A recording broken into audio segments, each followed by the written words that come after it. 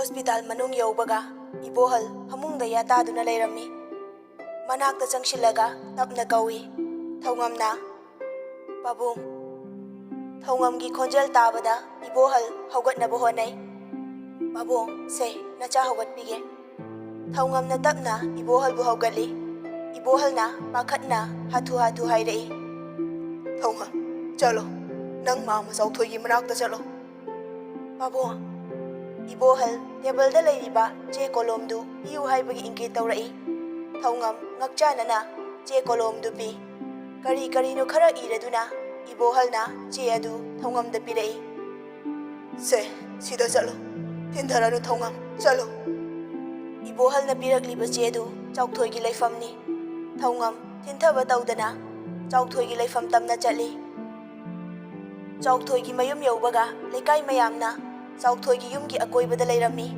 police laktuna leiri thaungam changsilaklaga kaidorabano yengi oiramliba fibamduda thaungamdi manga chap manakre chauthoi gi yumdugi maningda hoba heinau panbi amada chauthoi thori yanduna leirame manakta suicide note ama tarami haiduna mayamna suicide ni haina launakre michang sanga leijadabana achumaran khangdokpa ngamkhidre thaungamna mateng pangadabasu chauthoi gi loina bitharona wakhal tadana leibanina chauthoi mathanta suicide tawjabani haina miyamna statement thamkhre thaungam chauthoi gi mayumdagi halaklaga hospital lomda chatli ibohal gi manak yauraga wari pumba tami ibohal na makha tarai chumhedana adude thaungamna kaibuna pabo ha kaisu nateda thaungam ngasidi pabo nangonda wa khara haige haibiyo kai wano pabo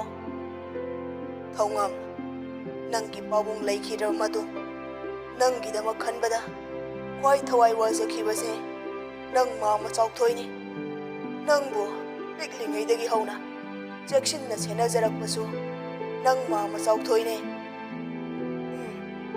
ma chauthoi na aibu macha dauna luna tawbiye madugi so yamna chawba maram lay thaungam khangning na hangai kai maram na pabo nacha yam khangninge pabo nacha bum ta khanghan biyo ibohal na sor sang na hondoklaga khumai thaungam chauthoi se atai kana nate nangbu hek pokpa nangi baba ne ibohal gi wahai duda thaungam di punganga khre kare karamna matamdo tharo apopi mama leikhidabadagi wakhal choiduna leiraklaba matamne numitto tharo fibamna yaraktaduna hospital da pukhalai angang unaraba matungni nongsu kanna churi chauthoina angang adubu puduna aigi nakta lakhiba chauthoi ibohal gi thong thinduna ibohal bu kawi chauthoi na itaw ibohal na imungdagi khumai tare thoglage ibohal imungdagi thoglai chauthoi umjo chotladuna angang ama pamduna leirami mataududa ibohal na ngakna hangai itaw kaidore athengba hingsida nongsu kana tare angang duna kanagi angang no lao imungda wari sasi ibohal chauthoi ge punna imungda changai ibohal na itaw somda famuse hai thabalai tari branangbo thabalai na tare thabalai thoglai ibohal na se angang se amta loksilu se ibohal na chauthoi dagi angang du lauraga thabalai da pi thabalai angang du lauraga changkhre ibohal na itaw kaidawo yaurage angang sina kanagi macano chauthoi na itaw angang si aigi ichane nangsu khangliduni tharodi wakhal tadre haiba itaw jingnagano haininglibado hayo itaw aide koina satuna afangba thabak subani yumda su leite tharosu wakhal tadre mima nadraba mamana machabu karamna khomlang pithakani lairaba mapaina mama masani bo karamna senani itaw ai ichase nangi nanak thamlam lage mapa ai ginak talai rabadi ꯏꯆꯥꯒꯤ ꯄꯨꯟꯁꯤꯁꯦ ꯑꯃꯝꯕ ꯑꯣꯏꯔꯅꯤ꯫ ꯁꯤ ꯍꯥꯏꯔꯒ ꯆꯥꯎꯊꯣꯏ ꯃꯃꯤꯠꯇꯒꯤ ꯃꯄꯤ ꯇꯥꯔꯛꯏ꯫ ꯏꯕꯣꯍꯜꯅ ꯆꯥꯎꯊꯣꯏꯒꯤ ꯂꯦꯡꯕꯥꯟꯗ ꯃꯈꯨꯠ ꯊꯝꯃꯒ ꯆꯥꯎꯊꯣꯏꯕꯨ ꯊꯦꯝꯖꯤꯜꯂꯤ꯫ ꯏꯇꯥꯎ, ꯀꯩꯁꯨ ꯈꯟꯒꯅꯨꯁꯦ꯫ ꯏꯇꯥꯎꯒꯤ ꯏꯆꯥꯗꯤ ꯑꯩꯒꯤꯁꯨ ꯏꯆꯥꯅꯤ꯫ ꯃꯁꯨꯡ ꯃꯃꯥꯟꯅꯕ ꯃꯌꯥꯝ ꯑꯩꯒꯤꯁꯤꯗꯁꯨ ꯂꯩꯔꯤ꯫ ꯅꯨꯡꯉꯥꯏꯅ ꯂꯩꯖꯔꯁꯅꯤ꯫ ꯆꯥꯎꯊꯣꯏꯅ, ꯏꯇꯥꯎ, ꯏꯆꯥꯒꯤ ꯅꯥꯛꯇꯗꯤ ꯇꯣꯏꯅ ꯂꯥꯛꯀꯅꯤꯗ꯫ ꯊꯧꯉꯝ ꯃꯃꯤꯠꯇ ꯄꯤꯅ ꯄꯨꯝꯊꯟꯊꯜꯂꯤ꯫ ꯏꯕꯣꯍꯜꯅ ꯃꯈꯥ ꯇꯥꯔꯛꯏ꯫ ꯅꯨꯃꯤꯠꯇꯨꯗ ꯆꯥꯎꯊꯣꯏꯅ ꯑꯩꯉꯣꯟꯗ ꯄꯤꯔꯝꯂꯤꯕ ꯑꯉꯥꯡꯗꯣ ꯑꯇꯣꯞꯄ ꯀꯅꯥ ꯅꯠꯇꯦ, ꯅꯪꯅꯤ꯫ ꯆꯥꯎꯊꯣꯏꯗꯣ ꯅꯪꯕꯨ ꯎꯅꯕ ꯑꯗꯨꯝ ꯂꯥꯛꯆꯩ꯫ ꯅꯪꯅ ꯆꯍꯤ 5 ꯁꯨꯔꯛꯄ ꯑꯗꯨꯋꯥꯏꯗꯗꯤ ꯁꯦꯟꯖꯥꯎ ꯄꯥꯏꯕ, ꯋꯥꯠꯇ ꯄꯥꯗꯕ ꯃꯇꯩ ꯃꯅꯥꯎ ꯑꯃ ꯃꯆꯥ ꯌꯥꯎꯖꯗꯕꯒꯤ ꯑꯉꯥꯡ ꯌꯣꯛꯀꯦ ꯍꯥꯏꯗꯨꯅ ꯑꯩꯒꯤ ꯅꯥꯛꯇ ꯂꯥꯛꯈꯤ꯫ ꯅꯪꯒꯤ ꯅꯨꯡꯁꯤꯕ ꯅꯑꯣꯡ ꯅꯇꯧꯅ ꯃꯇꯩ ꯃꯅꯥꯎ ꯑꯅꯤꯃꯛ ꯅꯪꯉꯣꯟꯗ ꯇꯦꯊꯈꯤ꯫ ꯅꯪꯕꯨ ꯃꯆꯥ ꯁꯛꯅ ꯌꯣꯛꯆꯒꯦ ꯍꯥꯏꯔꯛꯈꯤ꯫ ꯆꯥꯎꯊꯣꯏꯅꯁꯨ ꯅꯪꯒꯤ ꯌꯥꯏꯐꯅꯕ ꯅꯤꯡꯗꯨꯅ ꯍꯔꯥꯎ ꯍꯔꯥꯎꯅ ꯌꯥꯔꯛꯈꯤ꯫ ꯅꯪꯕꯨ ꯎꯖꯅꯕ, ꯁꯦꯟꯅꯖꯅꯕ ꯍꯥꯏꯗꯨꯅ ꯅꯈꯣꯏ ꯌꯨꯝꯗ ꯆꯥꯎꯊꯣꯏ ꯊꯕꯛ ꯁꯨꯗꯨꯅ ꯂꯩꯈꯤꯕꯅꯤ꯫ ꯅꯪꯕꯨ ꯄꯣꯛꯆꯔꯕꯁꯨ ꯅꯪꯒꯤ ꯆꯤꯟꯕꯥꯜꯗꯒꯤ ꯄꯥꯕꯨꯡ ꯍꯥꯏꯅ ꯀꯧꯕꯗꯣ ꯇꯥꯕ ꯐꯪꯖꯗ꯭ꯔꯁꯨ ꯅꯪꯅ ꯂꯦꯝꯕꯗ ꯄꯥꯕꯨꯡ ꯀꯧꯕꯗꯨ ꯇꯥꯔꯒ ꯄꯦꯟꯊꯣꯛꯆꯈꯤꯕꯅꯤ꯫ ꯊꯧꯉꯝꯒꯤ ꯇꯔꯨꯕ ꯃꯤꯠꯂꯨ ꯄꯤꯔꯥꯡꯗꯨ ꯄꯟ ꯅꯤꯡꯈꯥꯏꯔꯒ ꯆꯦꯟꯊꯔꯛꯄ ꯏꯆꯦꯜꯒꯨꯝ ꯈꯥꯝꯕ ꯌꯥꯗꯅ ꯂꯦꯞꯇꯅ ꯆꯦꯟꯊꯔꯛꯈꯤ꯫ ꯍꯤꯛ ꯍꯤꯛ ꯀꯞꯄꯗꯨꯅ ꯍꯥꯏꯔꯛꯏ, ꯄꯥꯕꯨꯡ, ꯀꯔꯤꯅꯣ ꯅꯆꯥꯗ ꯆꯠꯂꯝꯂꯤꯕ ꯄꯥꯎꯈꯣꯡꯁꯤꯕꯣ? ꯏꯕꯣꯍꯜ ꯃꯈꯥ ꯇꯥꯔꯛꯏ꯫ ꯆꯥꯎꯊꯣꯏꯗꯣ ꯅꯍꯥꯟꯈꯛ ꯂꯥꯛꯂꯝꯕꯅꯤ꯫ ꯅꯪ ꯀꯀꯥ ꯉꯝꯕ ꯊꯦꯡꯅꯩ ꯍꯥꯏꯔꯝꯃꯦ꯫ ꯑꯗꯨꯒ ꯉꯁꯤ ꯊꯣꯛꯂꯤꯕ ꯊꯧꯑꯣꯡꯁꯤꯒ ꯄꯥꯕꯨꯡꯗꯤ ꯆꯤꯡꯅꯩ꯫ ꯊꯧꯉꯝ ꯃꯌꯨꯝꯗ ꯍꯜꯂꯛꯂꯦ꯫ ꯏꯕꯣꯍꯜꯅ ꯂꯤꯔꯛꯄ ꯋꯥꯔꯤꯗꯨꯅ ꯃꯊꯟꯇ ꯋꯥꯍꯪ ꯀꯌꯥ ꯍꯪꯖꯩ꯫ ꯑꯩꯁꯤꯕꯨ ꯀꯔꯤ ꯄꯥꯞ ꯂꯩꯕꯅꯣ? ꯑꯩꯒ ꯅꯛꯄ ꯃꯤ ꯈꯨꯗꯤꯡ ꯑꯁꯨꯝ ꯂꯥꯞꯈ꯭ꯔꯤꯕ ꯀꯔꯤꯒꯤꯅꯣ? ꯑꯩꯕꯨ ꯃꯆꯥ ꯑꯣꯏꯔꯒ ꯃꯥꯃ ꯆꯥꯎꯊꯣꯏꯅ ꯑꯩꯈꯣꯏꯗ ꯂꯩꯔꯤꯉꯩ ꯑꯩꯕꯨ ꯅꯣꯡꯃꯇ ꯀꯧꯗ꯭ꯔꯤꯕ?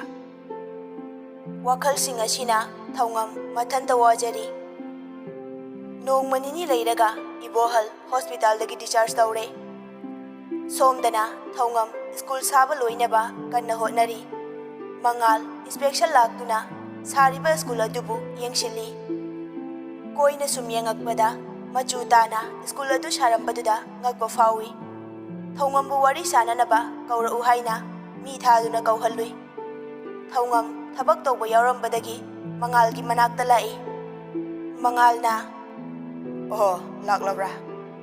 ꯊꯥꯔꯤꯕ ꯆꯤꯌꯥꯔꯗ ꯃꯈꯨꯠ ꯊꯤꯜꯂꯗꯨꯅ ꯍꯥꯏꯔꯛꯏ, ꯁꯣꯝꯗ ꯐꯝꯃꯨ꯫ ꯊꯧꯉꯝꯅ, ꯌꯥꯅꯤꯗ, ꯑꯩ ꯁꯨꯝ ꯂꯦꯞꯀꯦ꯫ ꯅꯪꯅ ꯑꯣꯔꯐꯥꯟ ꯁ꯭ꯀꯨꯜꯁꯦ ꯑꯁꯨꯛ ꯊꯋꯥꯏ ꯌꯥꯎꯅ ꯁꯥꯔꯤꯕꯁꯤ ꯀꯩꯒꯤꯅꯣ?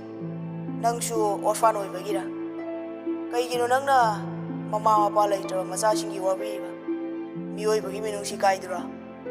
ꯃꯤꯅꯨꯡꯁꯤ ꯑꯗꯨꯛ ꯂꯩꯔꯗꯤ ꯅꯄꯥ ꯐꯥꯎꯗꯤ ꯍꯥꯠꯂꯣꯏꯗ꯫ ꯊꯧꯉꯝꯅ ꯃꯣꯃꯣꯅꯣꯛꯅ ꯈꯨꯝꯃꯛꯏ, ꯃꯃꯥ ꯃꯄꯥ ꯂꯩꯇꯕ ꯀꯔꯝꯕ ꯃꯆꯥꯕꯨ ꯂꯩꯕꯒꯦ? ꯄꯣꯛꯆꯕꯈꯛ ꯃꯃꯥ ꯃꯄꯥꯅꯤ ꯍꯥꯏꯒꯗ꯭ꯔꯥ? ꯌꯣꯛꯆꯕꯗꯤ ꯃꯃꯥ ꯃꯄꯥ ꯅꯠꯇꯕ꯭ꯔꯥ? ꯈꯨꯠ ꯄꯥꯏꯗꯨꯅ ꯍꯩꯅ ꯇꯝꯕꯤꯔꯛꯄ, ꯃꯇꯝꯕꯥꯛꯇ ꯁꯥꯟꯅꯖꯔꯛꯄ ꯃꯍꯥꯛꯅ ꯑꯩꯕꯨ ꯃꯕꯨꯛ ꯊꯣꯛꯀꯤ ꯃꯆꯥ ꯅꯠꯇꯦ ꯈꯜꯂꯝꯒꯗ꯭ꯔꯥ?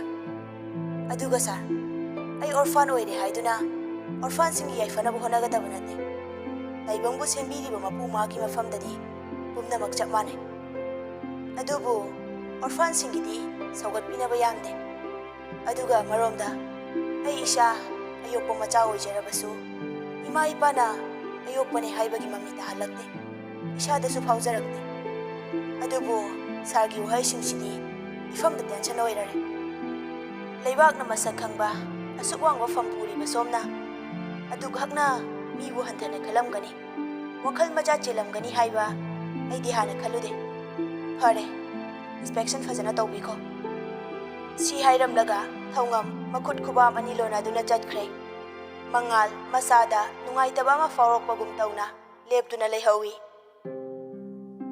नुमित्तु इबोहल हॉस्पिटल दा चेकअप चली थौंगम सु यावी डॉक्टर ने इबोहल बु एग्जामिन तौरिंगै थौंगम सु मपान दा थोलकपदा ऑपरेशन थिएटर ममांगदा मंगाल याम पाखटना लैबा उई तहा तहा लाकपा नर्स नुपी अमदा हंगी सिस्टर नुपासिकी कना कैदोबा यावगे नर्स तुना खुमाई ममा तो एक्सीडेंट हुई हाइदना पुखलकपने सी हाइरमगा मखा तारमदना नर्स तु ऑपरेशन थिएटर मनुंगदा प्रप्रब चंखरे ngaiak leiraga thoklaga mangal da hairei o positive ki blood bottle ama blood bank dagi loro idar ka leirakani si hairam laga fat amuk changkhre mangal blood bank da jatuna o positive ki blood thiri phangba kauba laitre manak nakpa clinic sing da su jatuna koyang hangduna thiri mangal halak mandabaduda thongam oti mamang da jangsin duna lai ngaiak leiraga nurse nupidu amuk tholakduna hangai मचानु पादुबु हलक्ट्रिबो हलक्ट्रि sister असोक पसिबु करि फिवम द लैरिगे नर्स तुना खुमाई एक्सीडेंट थोकलब मतुंग हॉस्पिटल योरप खरा थेंगे ई याम थोखरे ई वाले ई लोब थाखिबने हलक्ट्रि थिंथखरादी असोक पसि कोमा द लेखिबसु याय सिस्टर कई ब्लड ग्रुप न असोक पकिसे ओ पॉजिटिव ने थौंगमना मासु ओ पॉजिटिव ओइबदुदा ई पीदुना इबेस ना कल्लगे हाइदुना लेपे थौंगम ओती मनुंगदा चंगदुना इबेस ना गिदमक ई पीरी मंगाल मखुत्ता ई बोतल अमा पाइदुना लाई ममा की ई थौंगम ना पी हाइबा नर्स ना तंबदगी थौंगम की मनाक्ता साउना लाई मंगाल ना नंगु ममी हटपी अमगी ईना अइगी मासे मांगथोकपा याब्रा हा सी हाइदगा थौंगम की माइदा खुपाक ना थाई थौंगम वखल असिदा मंगलिङै नर्स तुना मसा नोमै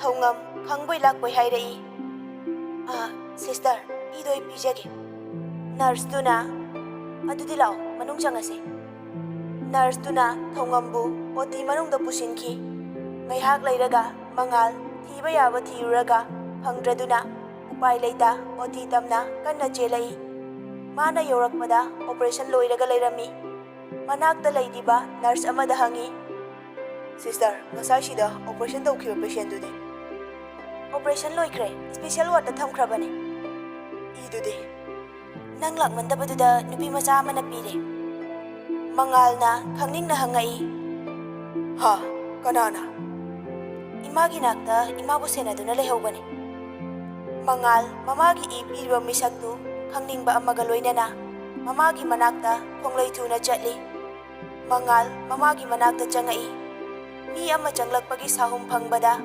gyan tadana yatariba ibes nagi manakta famduna leiriba thongam mamai leithorai mangal thongam bu ubada ngakna munna yengi mangal ubada thongam hamlambadagi hawgalaklaga mangal gi manakta changlaga hairei sir ai bulana khangano ai khange som sauningam haiba somgi imagi senglaba ida mihat bi aigi ina yansin khibagi amaromda somgi imana nongmada aibu mihat bi ni haibagi ki tu kachaba mityeng na yenbi khidre aduna imabu kanbada aigi iral oigani di khande sister na imada i matam jana kaptrabadi koma da lekhiba yai haibaduda ai idu pi khibane sorry there was no choice si hairam laga thongam chatkre mangal tingak tingak mathanta ikai nungsiana na leptuna lehowi ibes na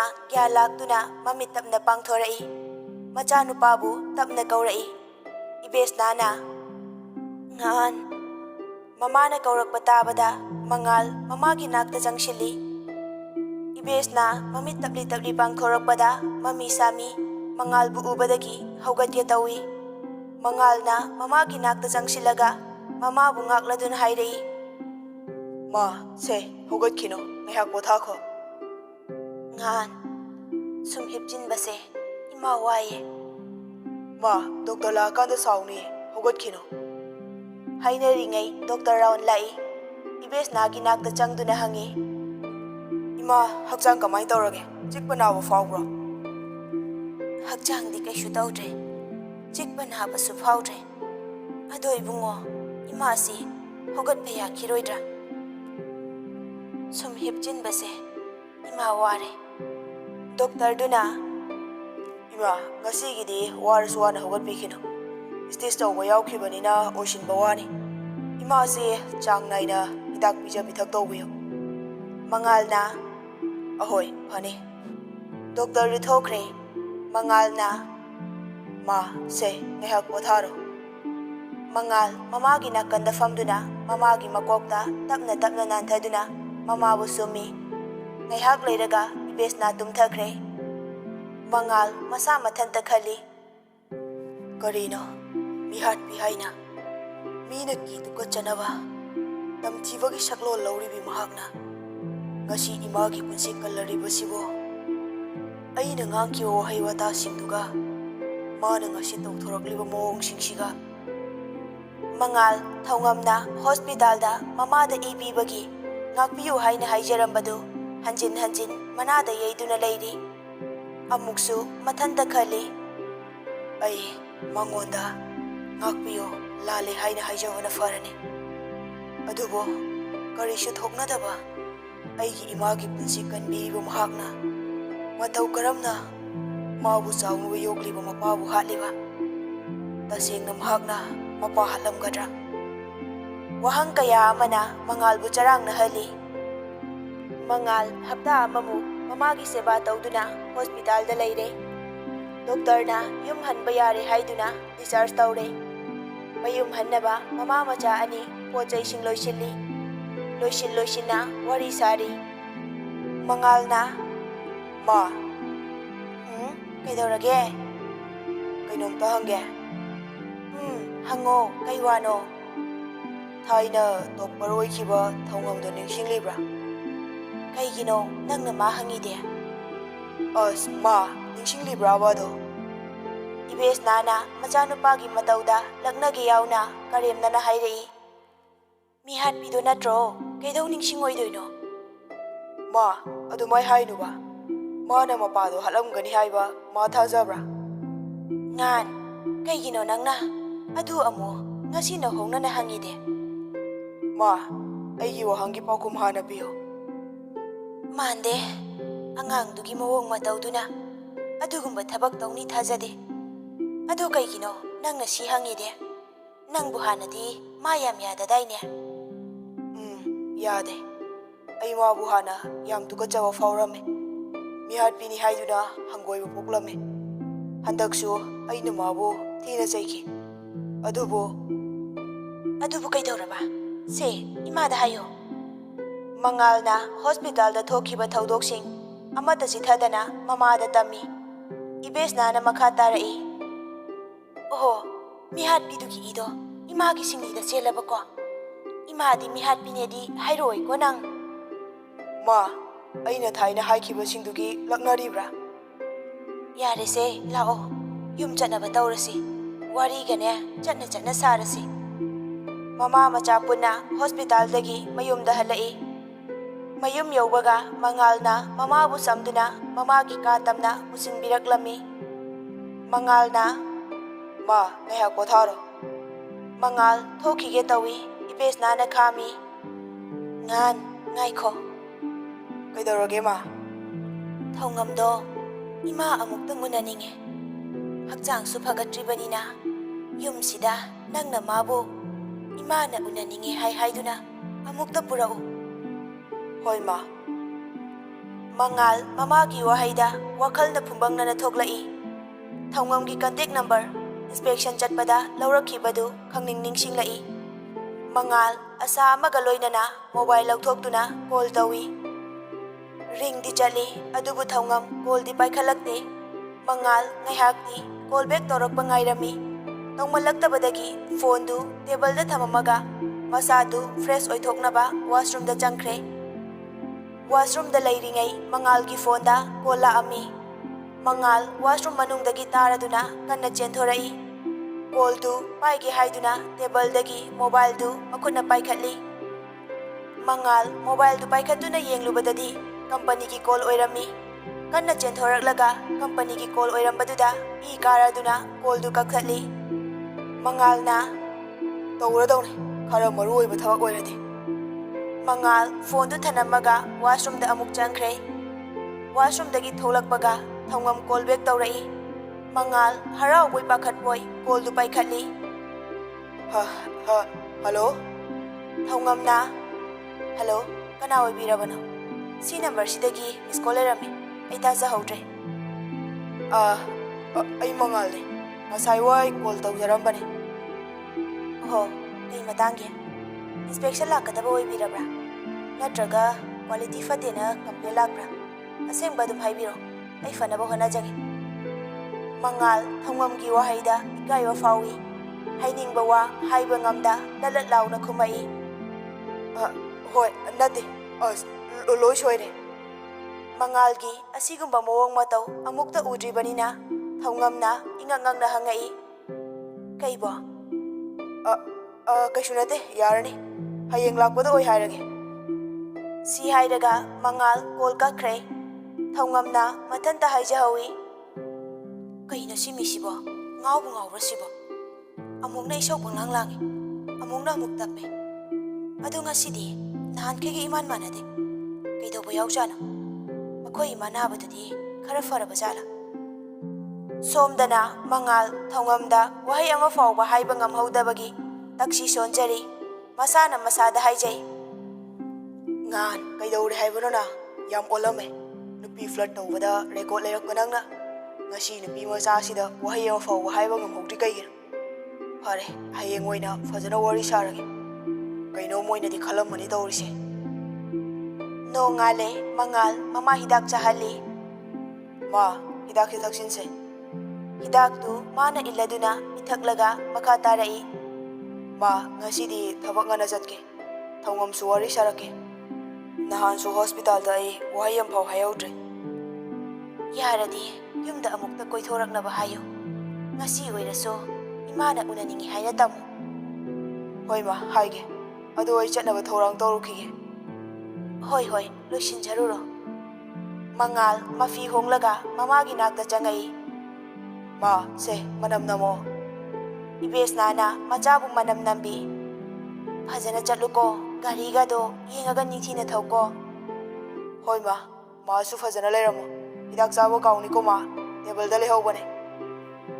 ꯃꯉꯥꯜ ꯃꯌꯨꯝꯗꯒꯤ ꯒꯥꯔꯤ ꯊꯧꯗꯣꯔꯛꯂꯦ꯫ ꯊꯧꯉꯝꯅ ꯁꯥꯔꯤꯕ ꯁ꯭ꯀꯨꯜꯗꯨ ꯇꯝꯅ ꯃꯉꯥꯜ ꯆꯠꯂꯤ꯫ ꯃꯐꯝꯗꯨ ꯌꯧꯕꯒ ꯃꯉꯥꯜ ꯒꯥꯔꯤꯗꯒꯤ ꯀꯨꯝꯊꯗꯨꯅ ꯊꯧꯉꯝꯒꯤ ꯃꯅꯥꯛ ꯇꯝꯅ ꯆꯠꯂꯤ꯫ ꯊꯧꯉꯝꯗꯨ ꯏꯟꯖꯤꯅꯤꯌꯥꯔꯁꯤꯡꯒ ꯋꯥꯔꯤ ꯁꯥꯗꯨꯅ ꯂꯩꯔꯝꯃꯤ꯫ ꯊꯧꯉꯝ ꯎꯕꯗ ꯃꯉꯥꯜ ꯃꯈꯨꯠ ꯊꯥꯡꯒꯠꯂꯗꯨꯅ ꯊꯧꯉꯝꯕꯨ ꯀꯧꯏ꯫ "ꯊꯧꯉꯝ!"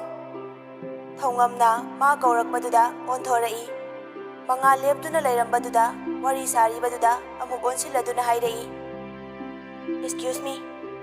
ꯊꯧꯉꯝ ꯊꯣꯔꯛꯂꯒ ꯃꯉꯥꯜꯒꯤ ꯅꯥꯛꯇ ꯂꯥꯛꯑꯒ ꯃꯈꯨꯠꯅ ꯃꯥꯏꯀꯩ ꯇꯥꯛꯇꯨꯅ ꯍꯥꯏꯔꯛꯏ꯫ "ꯑꯁꯣꯝꯗ ꯆꯠꯁꯦ." ꯃꯉꯥꯜꯁꯨ ꯊꯧꯉꯝꯅ ꯇꯥꯛꯄ ꯃꯥꯏꯀꯩꯗ ꯄꯨꯟꯅ ꯆꯠꯃꯤꯟꯅꯩ꯫ ꯆꯠꯅ ꯆꯠꯅ ꯋꯥꯔꯤ ꯁꯥꯅꯩ꯫ ꯊꯧꯉꯝꯅ "ꯁꯥꯔ, ꯏꯃꯥꯗꯤ ꯈꯔ ꯐꯒꯠꯂꯕꯣ?" "ꯐꯒꯠꯂꯦ." "ꯑꯗꯣ ꯁꯥꯔ, ꯀꯩ ꯂꯩꯒꯦ? ꯉꯔꯥꯡꯁꯨ ꯀꯣꯜ ꯇꯧꯔꯛꯑꯝꯃꯒ ꯀꯔꯤꯁꯨ ꯍꯥꯏꯔꯝꯗꯅ ꯑꯗꯨꯝ ꯊꯝꯈ꯭ꯔꯦ." "ꯀꯩꯅꯣꯅꯦ, ꯅꯍꯥꯟ ꯍꯣꯁꯄꯤꯇꯥꯜꯗ ꯊꯦꯡꯅꯕꯗꯣ ꯑꯩ ꯋꯥꯍꯩ ꯑꯃꯐꯥꯎ ꯍꯥꯏꯍꯧꯗ꯭ꯔꯦ." "ꯑꯣꯍꯣ, ꯑꯗꯨꯒꯤ ꯑꯣꯏꯔꯗꯤ ꯍꯥꯏꯕꯤꯔꯛꯇꯕꯗꯨꯅ ꯑꯩꯒꯤꯗꯤ ꯂꯥꯏꯕꯛ ꯐꯕꯅꯦ." "ꯀꯔꯤꯒꯤ? ꯀꯝꯗꯧꯅ?" "ꯁꯥꯔꯒꯤ ꯋꯥꯍꯩꯅ ꯅꯤꯡꯁꯤꯡꯕ ꯄꯥꯝꯗ꯭ꯔꯕ, ꯏꯔꯣꯜ ꯅꯨꯡꯗ ꯂꯨꯞꯈ꯭ꯔꯕ, ꯐꯨꯝꯖꯤꯟꯈ꯭ꯔꯕ ꯋꯥꯔꯤꯁꯤꯡ ꯑꯃꯨꯛ ꯅꯧꯍꯧꯅꯅ ꯅꯤꯡꯁꯤꯡꯍꯜꯂꯤ꯫ ꯑꯃꯔꯣꯝꯗ ꯍꯣꯁꯄꯤꯇꯥꯜꯗꯨꯗ ꯁꯦꯟꯁ ꯑꯃꯃꯨꯛ ꯀ꯭ꯔꯦꯠ ꯇꯧꯕꯁꯨ ꯄꯥꯝꯗꯦ." "ꯁꯣꯔꯤ. ꯑꯗꯣ ꯀꯔꯤ ꯋꯥꯔꯤ? ꯁꯨꯝ ꯈꯪꯅꯤꯡꯗꯨꯅ ꯍꯪꯕꯅꯦ." "ꯄꯨꯟꯁꯤꯁꯦ ꯃꯤꯌꯥꯝꯒꯤ ꯂꯛꯅꯐꯝ, ꯅꯣꯛꯅꯐꯝ ꯑꯣꯏꯗꯨꯅꯇ ꯂꯥꯛꯂꯕꯅꯤ꯫ ꯄꯤꯛꯂꯤꯉꯩꯗꯅ ꯂꯝꯖꯥ ꯁꯔꯥ, ꯑꯌꯣꯛꯄ ꯃꯆꯥ, ꯀꯣꯟꯅꯅ ꯃꯤꯍꯥꯠꯄꯤ." ꯍꯥꯏꯐꯦꯠ ꯃꯣꯃꯣ ꯅꯣꯛꯂꯗꯨꯅ ꯃꯈꯥ ꯇꯥꯔꯛꯏ꯫ "ꯃꯇꯨꯡꯅ ꯀꯔꯤ ꯑꯃꯨꯛ? ꯒ꯭ꯌꯥꯟ ꯇꯥꯗꯦ." "ꯊꯧꯉꯝ, ꯑꯩꯕꯨꯁꯨ ꯋꯥꯔꯧꯔꯤꯕ꯭ꯔꯥ?" "ꯑꯩꯗꯤ ꯉꯁꯤꯐꯥꯎ ꯀꯅꯥꯗꯁꯨ ꯋꯥꯔꯧꯔꯛꯇ꯭ꯔꯤ, ꯋꯥꯔꯧꯕꯁꯨ ꯊꯝꯒꯦꯅꯤꯡꯗꯦ." "ꯅꯍꯥꯟ ꯏꯃꯥꯒꯤ ꯄꯨꯟꯁꯤ ꯀꯟꯕꯤꯕꯒꯤꯗꯃꯛ ꯊꯥꯒꯠꯆꯔꯤ. ꯑꯩꯒꯤꯗꯤ ꯏꯃꯥꯅ ꯄꯨꯝꯅꯃꯛꯅꯤ. ꯏꯃꯥ ꯅꯠꯇꯕ ꯑꯇꯩ ꯀꯅꯥ ꯈꯜꯂꯨꯗꯦ. ꯅꯪꯅ ꯍꯥꯟꯅ ꯆꯠꯈꯤꯕꯅ ꯅꯍꯥꯟ ꯑꯩ ꯋꯥꯍꯩ ꯑꯃ ꯐꯥꯎꯕ ꯍꯥꯏꯕ ꯅꯪꯍꯧꯗ꯭ꯔꯦ." "ꯑꯗꯨꯒꯤꯗꯤ ꯍꯥꯏꯗ꯭ꯔꯁꯨ ꯌꯥꯔꯦꯗ ꯁꯥꯔ." "ꯑꯗꯣ ꯍꯧꯈ꯭ꯔꯕꯁꯤꯡꯗꯣ ꯀꯥꯎꯊꯣꯛꯑꯒ ꯃꯔꯨꯞ ꯑꯃꯒꯨꯝ ꯂꯣꯏꯅꯁꯦ ꯍꯥꯏꯕꯕꯨ ꯌꯥꯏꯌꯦ ꯁꯥꯔ. ꯑꯗꯣ ꯅꯪꯒꯤ ꯁꯥꯔ ꯍꯥꯏꯕ ꯃꯤꯡꯒꯧꯁꯤꯃꯗꯤꯀꯣ ꯊꯃꯣꯏꯒꯁꯤ ꯀꯥꯏꯔꯦ. ꯀꯩꯒꯤ ꯅꯨꯡꯉꯥꯏꯇꯕ꯭ꯔꯥ? ꯇꯥꯕꯗ ꯌꯥꯝ ꯂꯥꯞꯅꯕꯒꯨꯝ ꯇꯧꯏ, ꯃꯁꯛ ꯈꯪꯅꯗꯕꯗꯧꯅ. ꯑꯗꯨꯗꯤ ꯀꯩ ꯀꯧꯒꯦ? ꯆꯍꯤꯕꯨꯗꯤ ꯑꯩꯅ ꯈꯔ ꯍꯜꯂꯦ. ꯗꯥꯉꯥꯟ ꯀꯧꯔꯣ. ꯍꯣꯏ, ꯗꯥꯉꯥꯟ. ꯌꯥꯔꯕ? ꯌꯥꯔꯦ. ꯃꯈꯣꯏ ꯑꯅꯤ ꯄꯨꯟꯅ ꯅꯣꯛꯏ.